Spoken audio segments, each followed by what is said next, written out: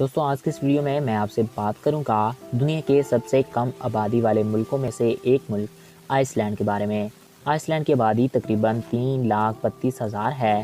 Ice land میں کسی قسم کا کوئی جنگلی جانور نہیں پایا جاتا اور لوگوں نے جب یہاں پہلی بار رہنا شروع کیا تھا تو یہاں لومڑی کے علاوہ کوئی اور جاندار نہیں پایا جاتا تھا۔ تو آج کی اس ویڈیو میں ہم آپ کو آئس لینڈ کے متعلق کچھ دلچسپ اور انوکھے حقائق بتائیں گے جو یقیناً آپ کے علم میں آج سے پہلے نہیں ہوں گے۔ تو ویڈیو کا باقاعدہ آغاز کرنے سے پہلے میری آپ سے ایک ریکویسٹ ہے کہ اگر آپ نے ابھی تک ہمارے اس یوٹیوب چینل کو سبسکرائب نہیں کیا تو اس کو سبسکرائب کریں اور ساتھ موجود بیل آئیکن کو پریس کریں تاکہ نئے آنے والے ایسے معلوماتی اور دلچسپ ویڈیوز آپ کو بآسانی ملتے رہیں۔ آج کے دن آئس لینڈ میں تقریباً 1500 سے زائد جانداروں کی اقسام پائی جاتی ہیں جو کہ دوسرے ملکوں کے مقابلے میں بہت ہی کم ہے۔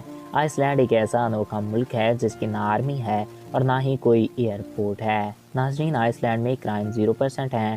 ڈنمارک نے آئس لینڈ کو 17 جون 1947 کو جمہوری طور پہ آزاد ملک بنایا تھا اور آئس لینڈ کا نیا نام جمہوریہ آئس لینڈ دیا گیا تھا۔ 1947 میں اندرون ملک مخالفتوں کے باوجود 30 مارچ 1949 کو آئس لینڈ نیٹو کا رکن بن گیا تھا۔ 5 مئی 1941 کو امریکی اور آئس لینڈ کا دفاعی معاہدہ عمل میں آیا جس کے نتیجے میں امریکی افواج واپس آئی اور جنگ کے دنوں میں معاہدے کے مطابق دفاع کے فرائض سر انجام دیتی رہی۔ سرد جنگ کے دنوں میں برطانیہ اور آئس لینڈ کے درمیان ماہی گیری کے لیے سمندری حدود پر شدید اختلافات پیدا ہو گئے۔ 1994 میں آئس لینڈ کے یورپی معاشی علاقے میں شمولیت کے بعد معیشت نے بہت گہرائی اور آزادی حاصل کی۔ جنگ کے فوراً بعد معاشی ترقی واقع ہوئی جس میں ماہی گیری کو صنعت کا درجہ دیا گیا۔ 20ویں صدی کے قبل آئس لینڈ کی معیشت کا نظام بہت تیزی سے پروان چڑھا۔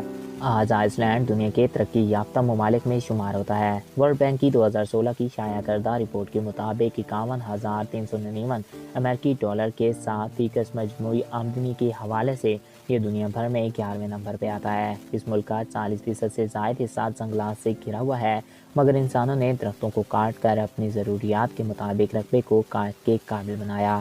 20ویں صدی کے آغاز سے پہلے ہی جنگلات ناپید ہو چکے تھے۔ اب دوبارہ شجرکاری کی تو جاتی ہے مگر قدرتی حسن کے مقابلے میں کم ہے۔ اگر آپ یہاں پر آئیں گے اور گھومنا چاہیں تو یہ آپ کے لیے کافی یادگار موقع ہوگا۔